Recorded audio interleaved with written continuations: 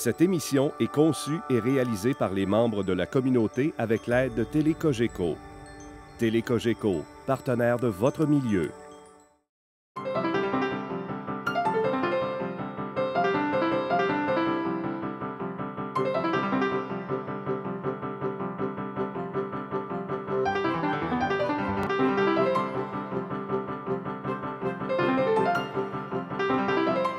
Bienvenue à cette nouvelle chronique de la Biblio vous livre. Donc ici, Joanne Girard. Je voudrais revenir avant de parler des activités sur quelques événements qui se sont produits avant les fêtes, notamment des petites nouvelles concernant le concours de Noël. Je vous rappelle que pendant un mois, chaque usager qui effectuait soit une transaction, un service, un emprunt de livre pouvait recevoir un petit coupon de participation et il y avait des tirages. Donc je vous dévoile le nom des gagnants.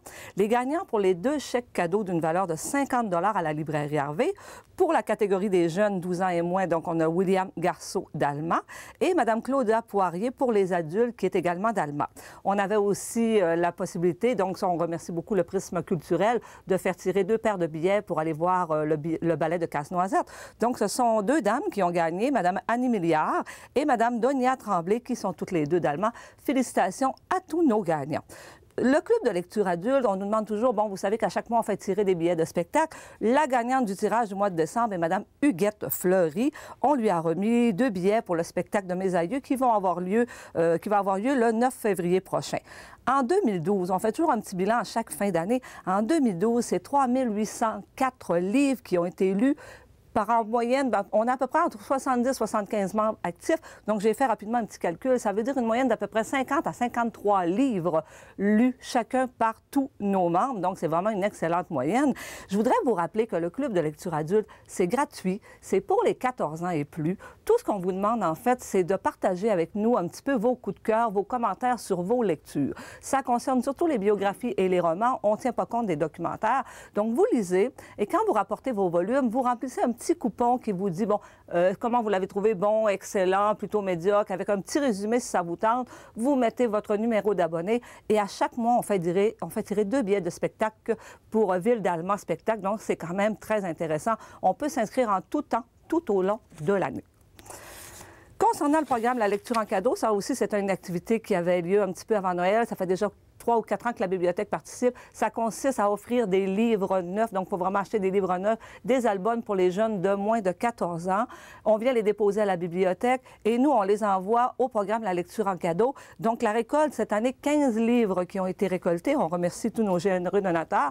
Et je vous rappelle que ces livres-là reviennent dans les régions, car lors de la journée mondiale du livre au début mai, s'il y a 15 livres qui ont été donnés à Alma au niveau de la bibliothèque, il y a d'autres organismes aussi qui participent. Ces livres-là vont retourner pour des jeunes de notre municipalité. Créateurs d'ici, ça c'est tout nouveau. Vous en avez sûrement entendu parler. 2013, c'est le 175e anniversaire de la région. Il y a tout plein d'activités un peu partout. Donc, les bibliothèques aussi souhaitent profiter de cette occasion à notre manière pour souligner le travail et la richesse de nos créateurs d'ici.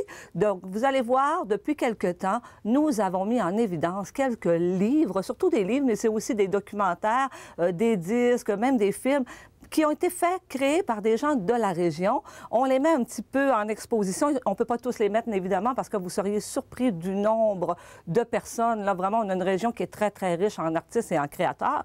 On a décidé d'identifier ces documents-là d'une façon toute particulière.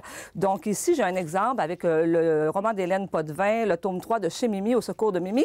Et vous voyez ici, chaque document de créateur de la région aura cette petite vignette-là qui est le drapeau aux couleurs régionales. Donc, ça va être facilement trouvable sur nos rayons.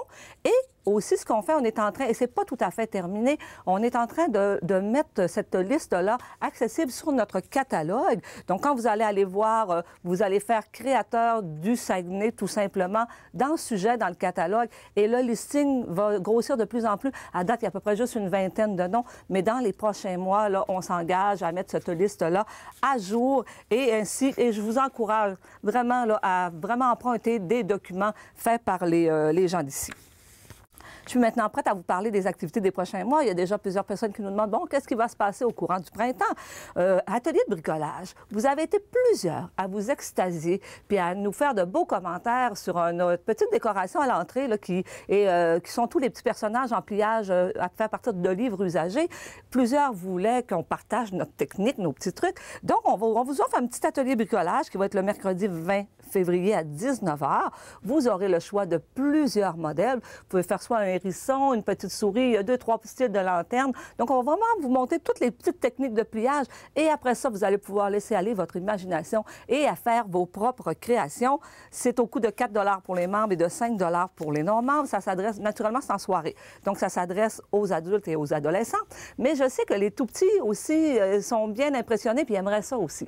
Donc, tout simplement, soyez patients, car le même atelier sera donné à l'occasion d'un de vos congés scolaires de la semaine de relâche. Il suffira de surveiller les activités du mois de mars.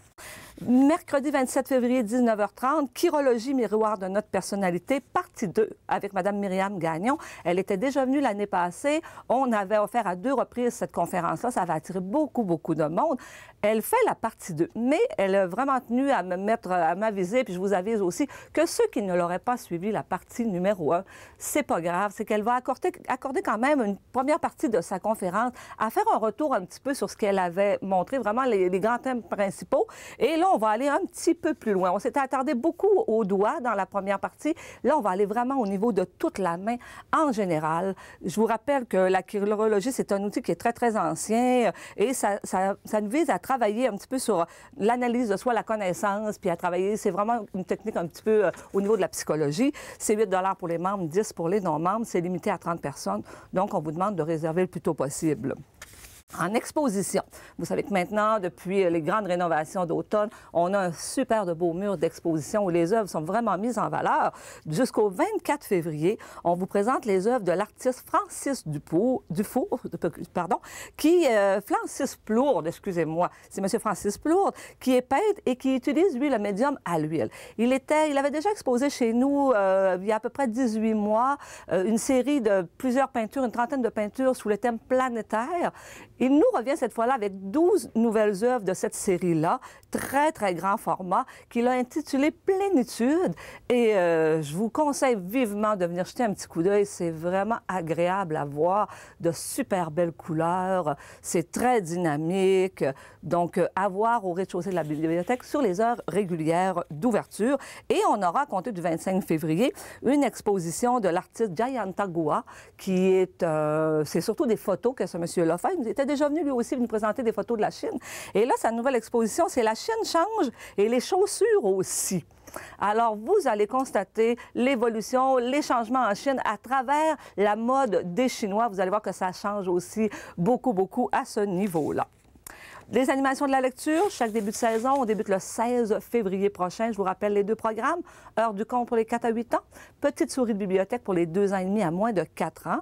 Donc, ce sont 2 programmes qui se déroulent 2 samedis par mois en alternance. On débute le 16 février pour terminer le 11 mai. À date, il me reste encore quelques places dans le programme des heures de conte et c'est complet. Malheureusement, pour les petites souris de bibliothèque, il faut passer à la bibliothèque et payer sur inscription. Juste pour vous donner un petit avant-goût de ce qui va se passer en mars, la semaine de relâche scolaire, c'est bientôt, c'est au début mars. À chaque année, on essaie de vous offrir un programme super intéressant et des plus variés. Donc, juste, je vous lance brièvement comme ça de quoi on va parler. Il y aura, comme je vous disais tout à l'heure, un petit atelier de bricolage, justement, de techniques de pliage de livres. On va avoir des ateliers débrouillards avec le Conseil du loisir scientifique, des animations avec le duo des animatrices de roulis roulant, le thème des pirates, donc une activité qui s'adresse aux 3 à 10 ans. Et on va terminer la semaine avec une activité toute spéciale. Ça va être à surveiller. On veut faire ça dehors. On va avoir la troupe des Fous du Roi. Il va y avoir une mini cabane à sucre. Vous allez avoir l'occasion de manger de la tire d'érable sur la neige. Il y aura de la musique. Il y aura aussi des contes. Ça va être une activité vraiment pour bien finir la semaine. Et ça va être gratuit.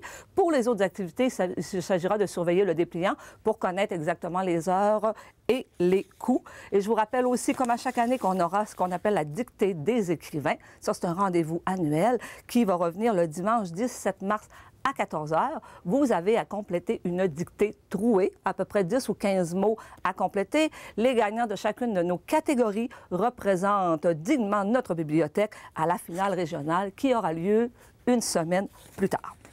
Aussi, en chaque début d'année, ça se fait aussi déjà depuis, je pense, une quinzaine d'années, on procède à ce qu'on appelle la nomination des lecteurs de l'année. Alors, il s'agit de trouver 2 personnes qui se sont démarquées un petit peu comme usagers, là, comme abonnés au courant de l'année. Et ces personnes-là, bien, il y a 2 catégories, encore une fois, adultes de 14 ans et plus et jeunes de 13 ans et moins. Elles sont choisies, ces personnes-là, par le personnel de la bibliothèque sous les critères suivants, donc la fréquence des visites, la diversité des lectures, le nombre d'emprunts, l'utilisation des services, le comportement envers le personnel et la participation aux diverses activités. Donc, elles se méritent un certificat honorifique et on leur remet également à chacune un chèque cadeau de 50 $ à la librairie Harvey. Ça, c'est offert par la bibliothèque. Et en plus, elles courent la chance de gagner un chèque cadeau de 100 $ au bouquiniste, car ça, c'est un concours qui est régional. Chaque bibliothèque envoie ses nominés et on procède par tirage au sort à une personne gagnante pour le chèque cadeau des bouquinistes. Je vous les présente. Les gagnantes cette année sont deux femmes, donc Mme Eliane Cloutier pour les adultes et Anne-Sophie Martin, 12 ans pour les jeunes. Et elles ont accepté de venir me rencontrer aujourd'hui. Puis on va aller ensemble les voir, puis on va aller leur poser 2 ou 3 petites questions.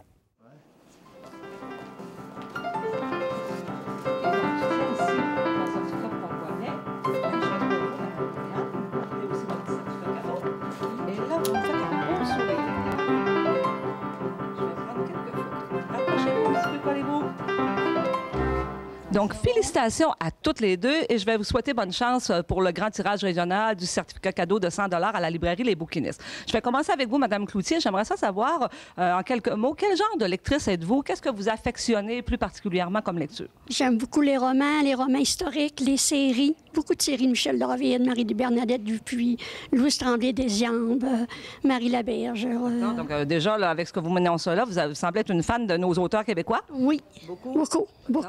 Si je vous demandais, disons, un coup de cœur de la dernière année, là, qu'est-ce que vous aimeriez vendre comme idée de lecture à nos gens? Moi, ce que j'ai aimé beaucoup, là, c'est le livre de Joséphine Jobé, Mendiante.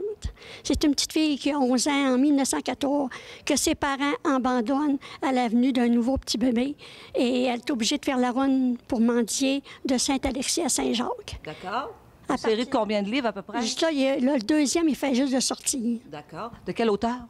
Micheline Dalpé. Donc, qui est une Québécoise également, j'imagine. J'imagine. D'accord. Et si je vous demandais, là, dans votre souvenir, là, votre coup de cœur à vie, un de vos coups de cœur à vie? Le Rossignol de Vajalbert. De Marie-Bernadette Dupuis. Oui. D'accord, OK. Qui est rendu, je pense, maintenant à 5 tomes. Oui. D'accord, OK, d'accord. Bien, merci beaucoup, Mme Cloutier. Je vous remercie. Anne-Sophie, c'est à ton tour maintenant. Tu sais que je suis allée voir dans ton dossier d'usager et j'ai compté. D'après toi, combien de livres as-tu emprunté durant la dernière année? 24. Oh! 260! Je ne sais pas si tu les lis tous. Est-ce que tu les lis tous? Oui. Tu as lu tous les livres que tu as empruntés dans la dernière année. Tu es vraiment une grande lectrice. Sauf les 4 derniers. Les 4 derniers là, qui ne sont pas terminés encore. Non, eux, je les ai pas commencé. Je les ai redonnés, ils n'avaient pas l'air intéressant. OK, bien ça arrive. Bon, on a le droit de lire juste les choses qui nous intéressent, hein, c'est sûr. Dis-moi un petit peu, toi, quel genre de choses est-ce que tu lis? De tout taxer pas le dictionnaire. Même pas le dictionnaire, non? Parce que j'ai vu que tu lis aussi de très gros livres, des livres souvent qui s'adressent plus au niveau des adultes. Je le sais, et c'est parce que c'est les seuls livres qui me prennent pas rien qu'une seconde à lire. Pas une seconde, quand même. Oui, une seconde. Entre 2, j'ai lu les romans. J'ai toute la collection de La Flamme, les planches d'enfer. J'ai lu La Guerre des Clans. J'ai quasiment tout lu les livres de la bibliothèque. Je te le dis, Ben là, on va manquer de livres là, si tu continues à lire comme ça. Là, si je te demandais, j'ai vu aussi que tu lisais beaucoup de romans fantastiques. Mais si je te demandais ton coup de cœur de cette année, qu'est-ce que ça serait comme livre que tu as le plus préféré dans ton année? à la bibliothèque? À la bibliothèque. La Guerre des Clans. OK, l'histoire des chats, là, je les ai lus aussi, c'est vraiment très bon. Que le premier tome de la deuxième série à sorte, ça est la nouvelle prophétie, ça fait j'ai hâte qu'il sorte, je vais pouvoir la voir. OK. Dis-nous juste un petit peu en 2-3 phrases, qu'est-ce que ça raconte, la guerre des clans? C'est l'histoire c'est des chats qui vivent dans la forêt, puis là, il y a un chat qui arrive, puis il essaye puis vu qu'ils font la guerre, ils essayent de sauver leur clan, fait que là, à un moment donné, il y en a un qui on peut brûler un chat d'un autre clan, hein, puis il faut que son ami il fasse genre le couvrir parce que c'est interdit de tomber amoureux d'un chat d'un autre clan. Oh ouais, ça semble super intéressant. Puis je pense même qu'un petit chat qui, lui, vient d'une famille, ce qu'on appelle un chat domestique, et il y a des chats sauvages. Il s'appelle Pelka. À la fin, il devient le chef du clan. OK. Et là, si je te disais, là, tu m'as dit ton coup de cœur de la dernière année, mais là, si je te disais, depuis que tu es une grande lectrice, le plus beau livre que tu as lu. Fanette puis Richard Castle. Qu'est-ce que ça raconte, Fanette? Fanette, c'est l'histoire c'est une série et c'est une jeune fille qui est irlandaise puis qui est obligée puis qui part sur un bateau puis bateau elle tombe ensuite et de sa famille elle meurt, sauf sa sœur. Ils sont... Dis-nous pas tout, on va savoir la fin. OK. Bien là, je te remercie beaucoup, c'est tout le temps qu'on a. Puis encore une fois, je vous félicite à toutes les deux. Puis continue à bien lire, ma belle.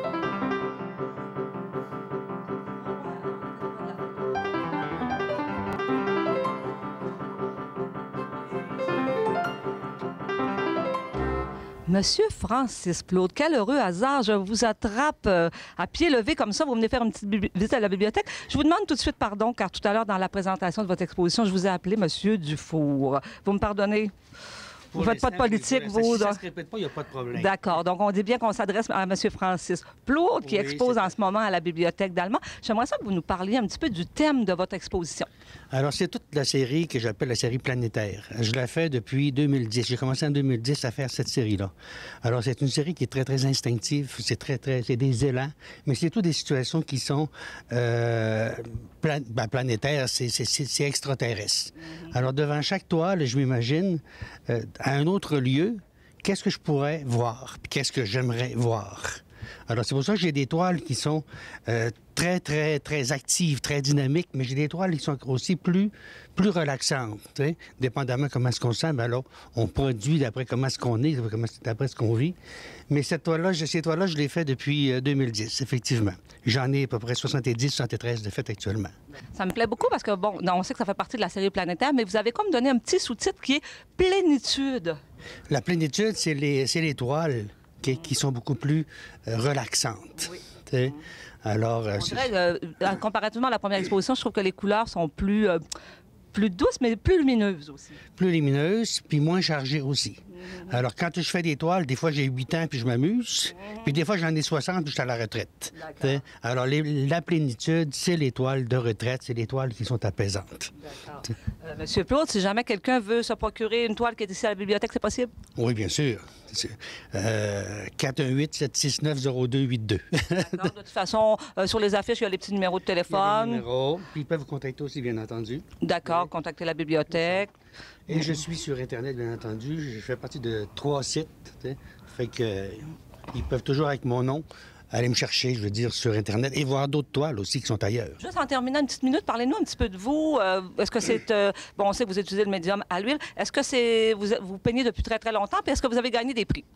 J'ai gagné des prix internationaux. J'ai gagné des prix régionaux. Et puis, j'ai eu une médaille d'or, une médaille de bronze à l'international en 2011. Et puis, là, je vais être dans le dictionnaire coté, des artistes cotés, dictionnaire Larousse. C'est les dictionnaires des artistes cotés du 15e siècle à nos jours. Et il y a là-dedans 3 % d'artistes contemporains. Donc, quelques Canadiens. On est une vingtaine de Canadiens seulement. Donc, c'est un grand honneur. C'est un grand honneur. Bien, merci beaucoup. Merci beaucoup. Merci à vous.